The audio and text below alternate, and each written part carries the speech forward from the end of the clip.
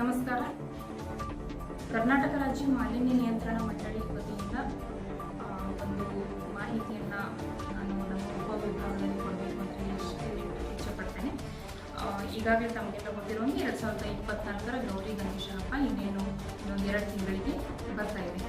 So ಹೋದ ವರ್ಷವೂ ಸಹ ಗಣೇಶ ಚತುರ್ಥಿ ಹಬ್ಬದ ದಿನದಂದು ನಾವು ಕರ್ನಾಟಕ ಸ್ಟೇಟ್ ಪೊಲ್ಯೂಷನ್ ಕಂಟ್ರೋಲ್ ಬೋರ್ಡಿನಿಂದ ಒಂದು ಸುತ್ತೋಲೆ ಇತ್ತು. ಯಾವುದೇ ಕಾರಣಕ್ಕೂ ಪ್ಲಾಸ್ಟರ್ ಆಫ್ ಪ್ಯಾರಿಸ್ ಗಣಪತಿಗಳನ್ನು ಮತ್ತು ಬಣ್ಣ ಲೇಪಿತ ಗಣಪತಿಗಳನ್ನು ಬಳಸತಕ್ಕದ್ದಲ್ಲ, ನಮ್ಮ ಜಲಮೂಲಗಳನ್ನು ಮಲಿನ ಮಾಡತಕ್ಕದ್ದಲ್ಲ ಅಂತೇಳಿ ಒಂದು ಸುತ್ತೋಲೆಯನ್ನು ಕೊಟ್ಟಿರ್ತಾರೆ.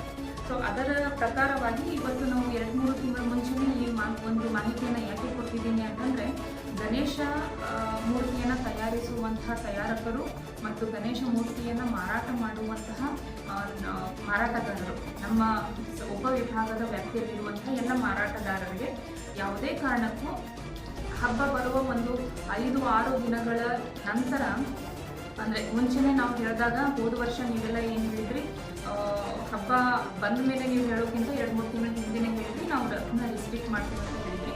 ಸೊ ಅದರ ಪ್ರಕಾರ ನನ್ನ ವಿನಂತಿ ಏನು ಅಂತಂದರೆ, ಯಾವುದೇ ಕಾರಣಕ್ಕೂ ನೀವು ಪ್ಲಾಸ್ಟರ್ ಆಫ್ ಪ್ಯಾರಿಸ್ ಇರುವಂತಹ ಗಣೇಶನನ್ನು ಮತ್ತು ಬಣ್ಣ ಲೇಪಿತ ಗಣೇಶನನ್ನು ಮಾರಾಟ ಮಾಡತಕ್ಕದ್ದಲ್ಲ.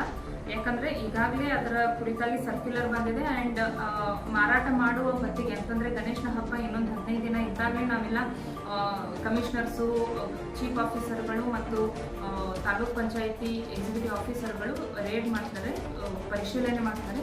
ಅಲ್ಲಿ ಗಣೇಶನ ಮೂರ್ತಿಗಳು ಸಿಕ್ಕು ಅಂತಂದರೆ ಅವುಗಳನ್ನೆಲ್ಲ ನಾವು ಸೀಸ್ ಮಾಡಬೇಕಾಗ್ತದೆ. ಸೊ ಆದ್ದರಿಂದ ಮಲಿನ ಜಲಮೂಲಗಳನ್ನು ಮಲಿನ ಮಾಡಬಾರದು ಅನ್ನುವಂತಹ ಒಂದು ಒಳ್ಳೆಯ ಉದ್ದೇಶ ಇಟ್ಕೊಂಡು ನಾವು POP ಗಣೇಶ ಮತ್ತು ಬಣ್ಣ ಲೇಪಿತ ಗಣೇಶನನ್ನು ಮಾರಾಟ ಮಾಡಬಾರ್ದು ಅಂಥೇಳಿ ನಾನು ನಿಮ್ಮನ್ನೆಲ್ಲ ವಿನಂತಿಸ್ಕೋತೀನಿ.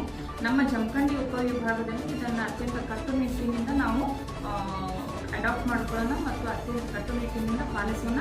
ಗಣೇಶನ ಹಬ್ಬ ಅತ್ಯಂತ ಸಂಭ್ರಮದಿಂದ ಮಾಡೋಣ. ಆದರೆ ನಮ್ಮ ಪರಿಸರದ ಜಲಮೂಲಗಳನ್ನು ಹಾನಿಗೊಳಗಾಗದೆ ಸರ್ಕಾರದ ಸುತ್ತೋಲೆ, ಸರ್ಕಾರದ ನಿಯಮಾವಳಿಗಳ ಅಡಿಯಲ್ಲಿ ನಾವು ಮಾಡಬೇಕು. ಸೊ ಆದ್ದರಿಂದ ಎಲ್ಲ ಗಣೇಶ ಮೂರ್ತಿ ತಯಾರಕರು ಮತ್ತು ಮಾರಾಟಗಾರರು ಪ್ಲಾಸ್ಟರ್ ಆಫ್ ಪ್ಯಾರಿಸ್ ಮತ್ತು ಬಣ್ಣ ಲೇಪಿತ ಗಣೇಶಗಳನ್ನು ಈಗಲೇ ತರುವುದನ್ನು ಅಥವಾ ಇದು ಖರೀದಿ ಮಾಡೋದನ್ನು ನಿಲ್ಲಿಸಬೇಕು ಅಂತ ನಾನು ತಿಳ್ಕೊಳ್ತೀನಿ.